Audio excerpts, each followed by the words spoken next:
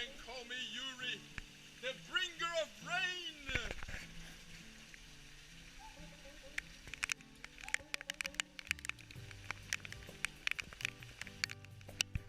Just my luck, innit? I the rain to Rio.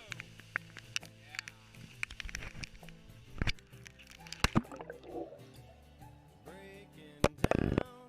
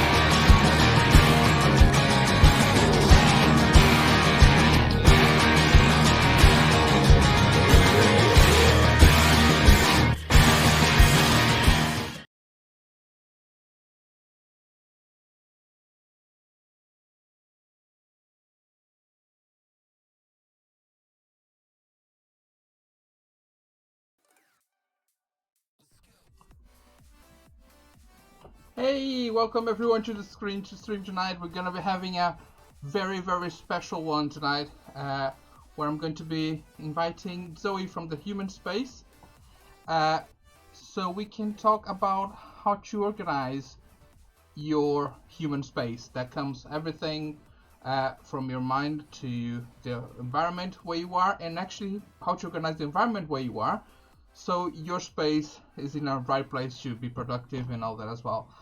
She follows the Marie Kondo method, and she started with her company doing just that professionally over the lockdown. I showed the release of her company this morning on stream, and now she's joining me just to talk about that. And ladies and gents, welcome Zoey from the Human Space. Hello, you. Hey. How's Hi. everything? Hi, everyone in chat. Hope you're all okay. Hey, Gina, how are you doing? Hi, Gina. And hello from Baz as well. How you doing, man? Have a good day. Big zoo from G. So hi Zoey, welcome. Hi. Thank you. I'm very excited to have you around here. I mean, really. Thank you so much for having me on your stream. I've not been on Twitch for a minute now. I used to stream a little bit, and I've not been live on Twitch for a while, so it's nice to be back. Twitch has missed you, I can tell you that. Well, I've missed your streamers anyways, but you're doing pretty great with your YouTube as well. I am, yeah. Well, thanks to you, thanks to your help. You're welcome. I put it off for a long time actually. So I launched my YouTube channel about a month ago, just over a month ago, and I post a video yesterday? I think I posted a video yesterday. You did indeed. So I've got 3 videos up right now, and yeah, it's just a well-being channel.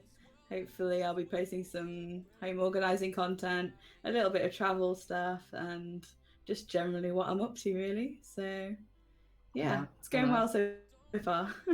And I'm most definitely looking forward to everything that's coming. I got the notifications on and ready for you in any case. Thank you. And so you're gonna have to tell me a bit more about what is the human space, and where did the idea come from, like mid lockdown and all that. How's been the crazy times? I know. I mean, it's been a crazy year for everybody. I know a lot of people have not been able to work the way that they normally do, whether that's having to work from home, and it's been a bit of a shake-up. So I guess I've been organizing people's houses for probably about 2 or 3 years now, and I originally had a completely different career path. I was a probation officer for a long time, so for quite a few years, and my background is all based on kind of psychology, criminal law, that kind of thing. So this is completely very different to what I'm trained in. But essentially, as I was studying crime, I started studying crime scenes. This was quite some time ago, and this is probably not the story you were expecting, right? Yeah, well, I think it's amazing because it kind of, in one way, kind of fits together because It does. yeah, it does, but it doesn't because as on probation, it's actually needed to be able to organize things as well. And Yeah. so, how did it start? Where did the idea come from? Okay, so I was studying a long time ago. I was studying crime scenes, and I was looking at criminal profiling and how the police can look at crime scenes and establish what kind of person or what type of person that they were looking for who committed that crime. And essentially, to kind of bring it to what I do now, um, what they found was that typically there was a lot of things displayed in a person's house that linked to what type of personality they had and what type of person they are. So if you're generally like an unorganized, messy person, then the crime scene would be unorganized and messy. And then if you're very sort of clean and tidy and um, I've just seen Gina's comment. So he's talking about crime scenes. Of course. Yeah, did you expect anything else, Gina? I mean, it is a big passion and all that. Go on. So essentially, if you're quite an organized person, then generally the crime scene is like very organized and blah blah blah. So, and I started to sort of look at my own house and see what I could address at home, because I was finding it quite difficult. I have ADHD, and I find it quite difficult with, it's called executive functioning. And essentially that means being able to, or the ability to be able to go about your day and function in a way that I guess is productive, and people with ADHD really struggle with that. Yep. And a lot of that is to do with like keeping your house tidy, as well as all the other tasks in the day, and not being able to like fully keep on top of your house. And I started to kind of piece things together over the years, and then I realized that it wasn't just me that was struggling with my house, it was my friends too. So I started working at the weekends and helping friends in their houses, and I just had like a big impact on there was a friend of mine just before the pandemic that I was helping with her house, and essentially she just said, you really need to do this as a business because this is your thing, like you're really good at this, you need to do it. Yeah. And so I really helped her, and essentially I just decided to leave my job. I started business classes. I was working full time and doing business classes in the evenings, and then I made the leap to quit my career that I'd built and worked on for 5 years, just to jump in the deep end and do something that I'm really passionate about. So it just so happened we went into a pandemic, which was also unexpected. But yeah, I've been able to help a lot of clients so far, and it's going really well. I'm about 6 months in to my business now, so it's really exciting. Thank you for the follow, Ginger. Hi, Ginger. And so basically it has everything to do to organizing crime scenes so nobody gets it then. Gotcha. So I think what most of everyone are actually expecting is to hear bits and pieces on what's the best way to actually organize your life and organize uh, the space around you. What is the first thing that you look at when you're doing that? I think in order to, I guess, begin, you need to know what the end goal is and what you want to achieve in your house. And if there's a particular feel that you want from your house, or if there's a particular objective. So, for example, if you were working from home and you hadn't got an office space set up, like, is that important for you to have your own office space? Or, for example, do you struggle with sleep at night? So is like your bedroom something that's important to kind of get organized so that you can improve your sleep? It depends on the objective, really. So ultimately, finding out what the big picture goal is first, and then trying to figure out what steps can be taken to get you there.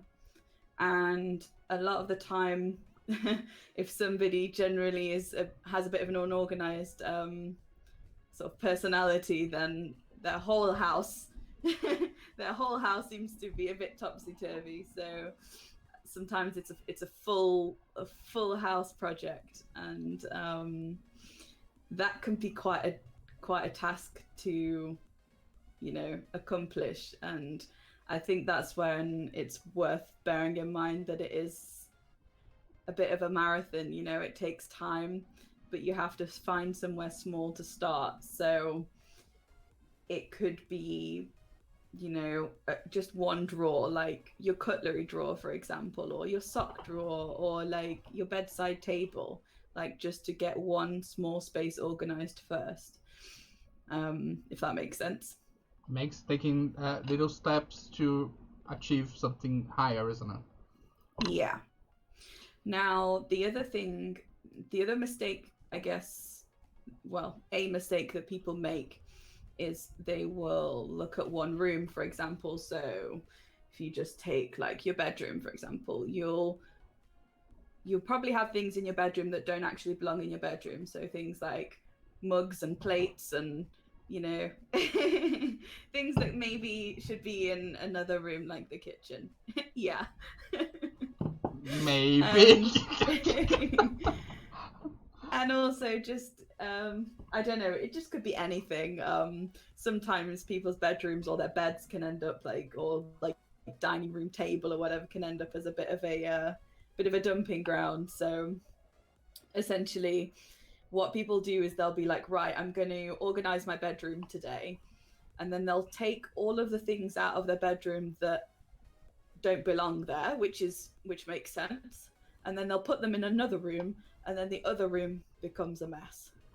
Yeah. But then their bedroom is tidy, and then they'll go, okay, I'm going to tidy the kitchen now, and then they'll take stuff from the kitchen and put it in another room, and then it's like this constant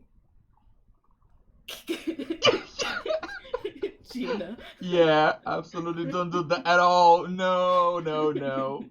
Not at all. I mean, I don't do it either. I mean, no ways per room is dumping ground right now. I was gonna say the same thing that Gina just did. We have a spare / dress room here, and every time we try to tidy up one of the other rooms, everything ends up there. So I kind of know what Gina's talking about there now, and I'm feeling a little bit ashamed. Yeah, Gina said I can come over soon. Oh yeah, there we go.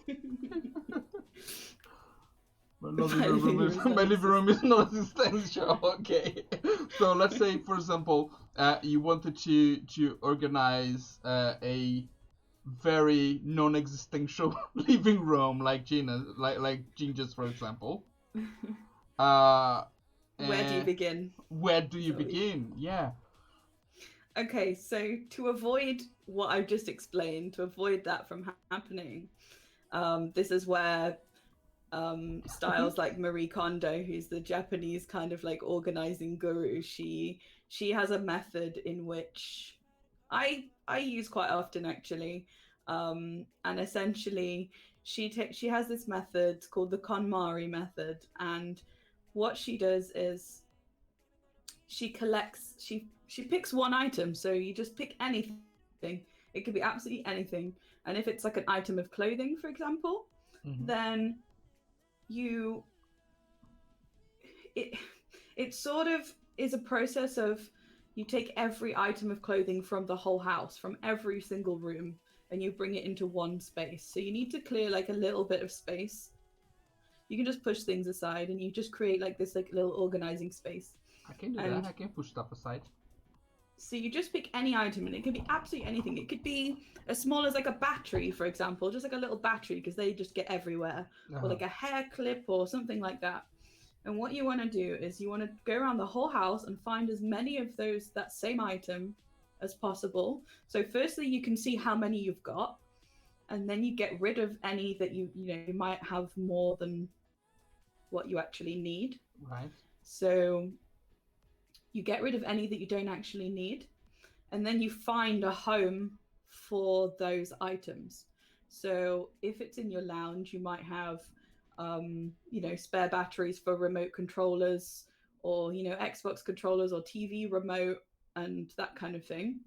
So you'd maybe get like a little cardboard box, or just something small, and you just go around the whole lounge. You get all of the batteries, maybe put them in like a charger to see which are charged and whatnot, Yeah. and then you just put them in a home. So then next time you find a battery in another room, you've already got a place where you can put them.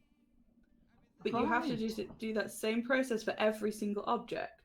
So you'll always end up in the mess if you don't actually find a home for that individual item. That makes a lot more sense than what I thought it was. Because I tried to I tried to watch the series with Marie Kondo on Netflix. I think it was on how to organize a space and everything. And the one thing that I absorbed was the whole if it's happy you keep it, if it's not happy you don't keep it. So I actually thought it was very much that, but Yeah. what you just said, it actually makes a lot of sense. It's piling up a whole bunch of things that are the same Yeah. and keep So the you just ones you use. categorize. Yeah. Yeah. So then you move on to you literally the way I do it.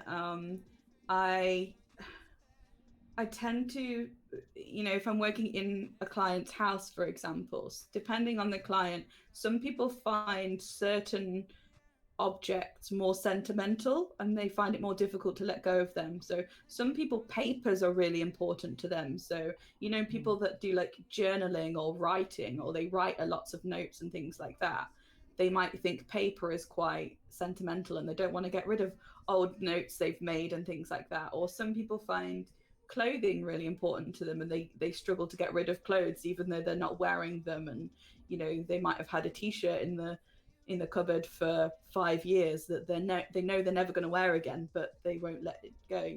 Uh-huh. So essentially, those kind of categories you want to leave till the end. You want to work your way up to those more difficult categories. So my advice for something like a lounge or a spare room would be start with a category, an object that you would find quite easy to let go of if you don't need it. Right. So you start by categorizing in any case for things Yeah. uh, that you want or need more and things that you want or need less. Yeah. Oh god, it's a lot more levels than I thought it would be. Yeah. There's a lot more to it. Yeah. So essentially, you want to almost sort the way to tackle the whole house is to almost tackle the whole house at the same time, if you know what I mean. So rather than just doing one room, moving the stuff into that room, then trying to tackle that room, moving it into another room, and then tackling that room, you're always just moving the stuff around to all the rooms. So it doesn't ever really work. But it's a quick, I don't know how to describe it really, but essentially it has impact quickly because you think, oh, I've tidied my whole kitchen and it looks great today. But then you ignore everything you've shoved into a cupboard and the other rooms. But the kitchen looks great. It's my case. So that's like quick impact. That's like, wow, I've done some work today. Whereas the way that I work is a slower process, so you can't see as much visual progress straight away. But at the end, it's a full solution that you don't end up in that cycle anymore. So the whole house then almost falls into place at the same time, if that makes any sense. That makes perfect sense. And now you got me curious. You said it's a very slow process, but it's all done all at once. How long does it usually take to organize a client's house when you get started? Usually. So typically, I can probably, depending on the size of the room and the amount of, it's really hard to answer because it's, it depends how many objects are in that person's house. But if we just take on average, an average two bedroom house, like a small family house, and it would probably take about a day to organize one room. Right. One room. One room. Wow, that is a long process then. Yeah. And what that would entail is taking everything. So if we just take a kitchen, for example, that would entail taking everything out of every single cupboard, but you work your way round. So you just work clockwise. You start with like your plates. And then what you would do is you would stop, you'd take your plates out and put them on the side, the ones that are in the cupboard. And then you would stop, and then you would go around the whole house. You would walk around the whole house, and you would look for any other plates in any other room. And then you bring the plates into the kitchen. Okay, so you might take your whole day to organize a room, but at the same time, you're actually doing everywhere else as well, because you're doing little bits of work in the rest of the house as well. So it might not make like this is why when I mean when I said, it won't look like you've done a lot of work in one day, but actually you've taken little bits from each individual room of the house, and eventually, as you keep doing that, the whole house sorts itself. So then you might want to wash some of those plates if some of them are dirty. And then you decide, okay, have I got too many plates here? Do I use any of these? Are any of them chipped, broken, blah, blah, blah? Can I donate them? You decide. Then you move on. So you don't get everything out of the whole kitchen at once. I just do that because I can work quickly and I do this as a job. Yeah. But it can be overwhelming if you're doing it alone. And you might only have 1 hour at the end of the day, after a long day of work or whatever. It's, sometimes people, they think, oh, I'm feeling really productive and energetic today, and I really want to clean and organize everything. And they'll get everything out of the whole kitchen. They'll start taking everything out, and then an hour in, and they're like, okay, I'm done. And then there's just like a mess everywhere, yeah?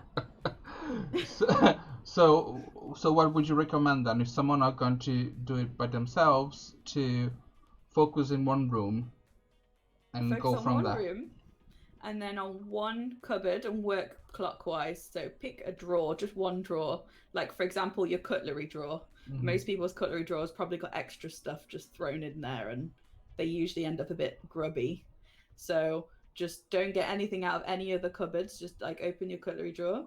And you just start to take out all of the cutlery and line it up and see, okay, have I got too much cutlery here? Can I throw some of this away? Can I donate some of this, And then you can get little, maybe little cardboard boxes or whatever that you might find around the house. Like for example, when you get like a new watch for Christmas, and they come in like a little box that you can lift the lid off, and then you can turn them upside down, and you've got two little organizational boxes. Yeah. So it's essentially about kind of trying to find any kind of storage solution. It doesn't matter if it looks pretty or not for the start. Like you can make it look pretty afterwards. Okay. But essentially, you can start using those to organize stuff. So you use stuff that you have already to organize stuff that you have already. That's amazing. Yeah. Ginger's asking, it's annoying because the house I live in belonged to my grandparents, so it's all their stuff, and I have to be sensitive to my mom about what to get rid of. What would you recommend for Ginger in that case? Okay, so with sensitive items, it's a difficult one because it can be difficult to know what to keep and what to let go of.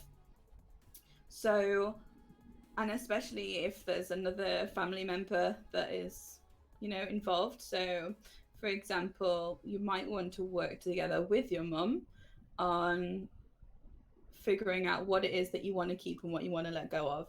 And again, it's about going through that process of categorizing all of those items.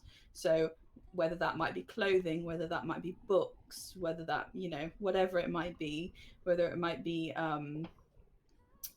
sort of glassware or that kind of thing. Um, and then essentially, what I do with clients is I ask them to get a box or maybe two boxes, and they're specifically for sentimental items.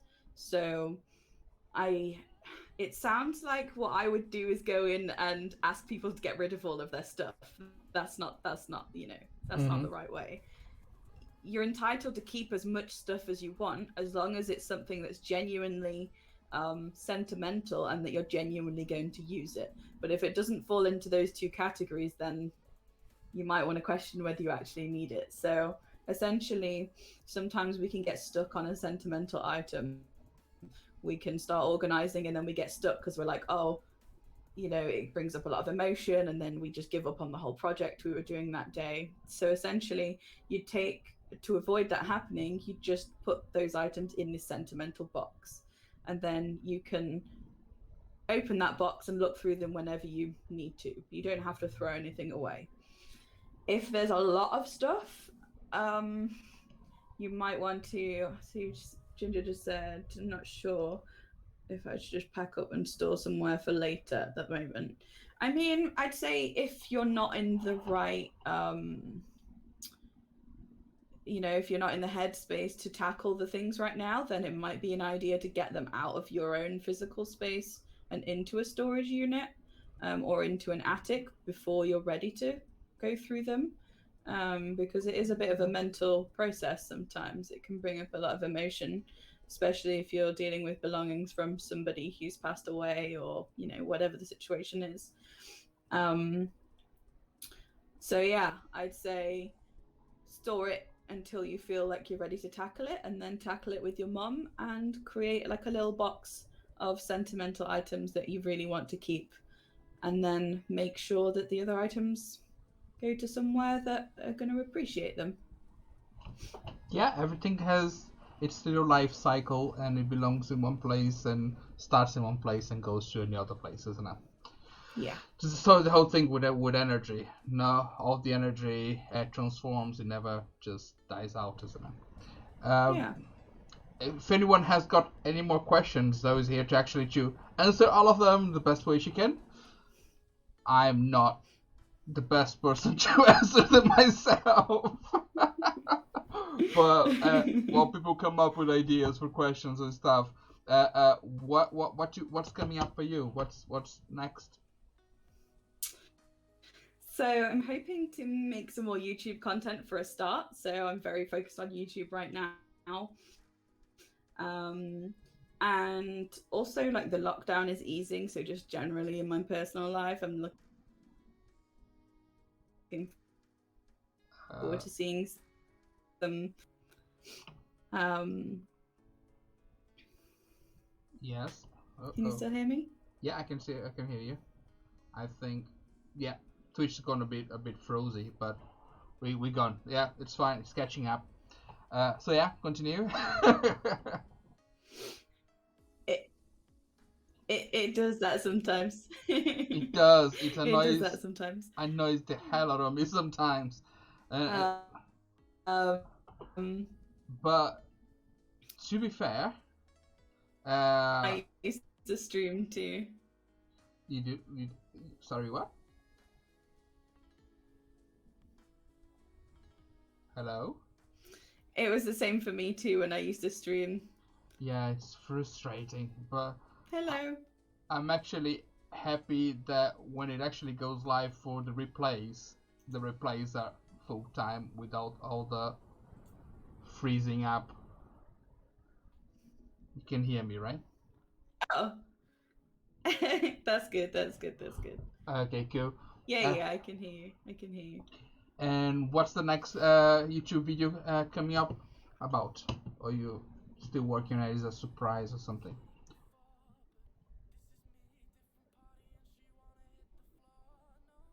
Oh, It's not a surprise. I'll let you in on it. It's it's not going to be a super exciting video about how to make the front of your house more inviting. So I want to make content inside the house, but I thought I would start just by making your front door look nice and bring home to. okay.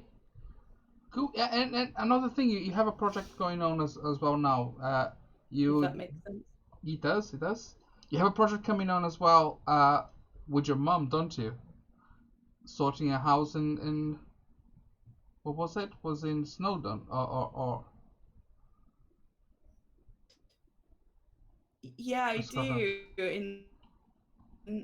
Yeah, in Snowdon or near Snowdon.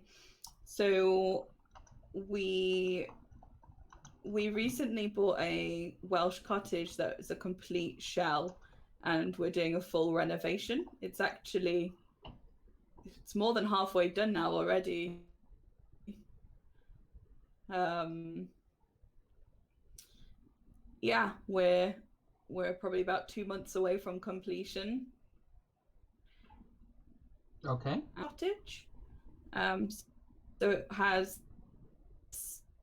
a air source heat pump, and it has all recycled materials to build the house. Yeah. Obviously, in Wales, you've got all the Welsh slate in the mountains, so all of the flooring is all slate flooring Uh-huh. that's been recycled, and it's got like underfloor heating, that kind of thing. There's no upstairs, so it's all on one floor, Okay. and as eco as possible. That's kind of cool. Ooh, beach is going all snazzy on me. It also has views of Snowdon, so you can actually see. Sorry, I was just looking at the page on Twitch. It's going all snazzy here for me. It Uh, does that. yeah. So It's you okay. got all sorts of views from Snowdon as well. It's okay. That's great. Zoe, it's been amazing to have you here. Yeah, you can see Snowdon from the window. Oh, it must be amazing. I need a No getaway like that. problem. It's been good to chat. It's been amazing to talk to you. And do you wanna let people know where they can find you? Hello. Yeah, so I'm on everything now. I'm on YouTube under the Human Space on YouTube, and I'm also on Instagram, the Human Space, and then 2 underscores after it. So you can find me there. I'm also on Facebook if you use Facebook. So everything I post on Instagram is also transferred over to Facebook. So you'll see my posts on there too. Perfect. I'm gonna actually put the But yeah, links on that's the where you can find description me. on this. And I wanna thank you lots and lots and lots for coming over to the Bat Monkey HQ, and you know, thank you. It's been great having you around.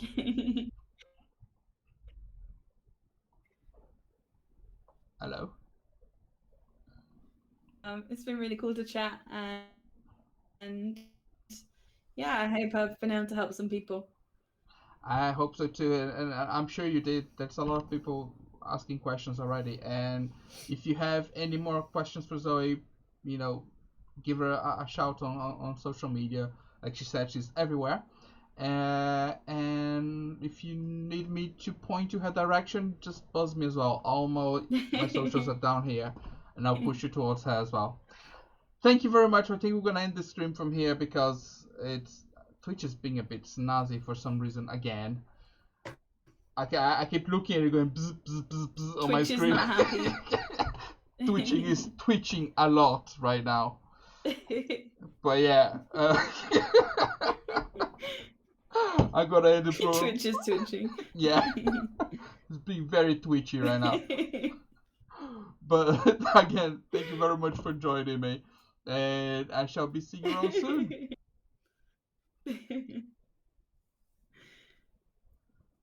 I think. But yeah, thanks so much for having me. All right, thank you. Bye.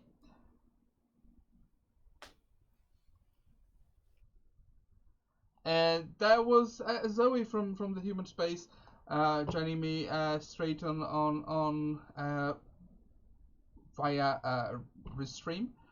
I'm really sorry for all the snazziness of Twitter today.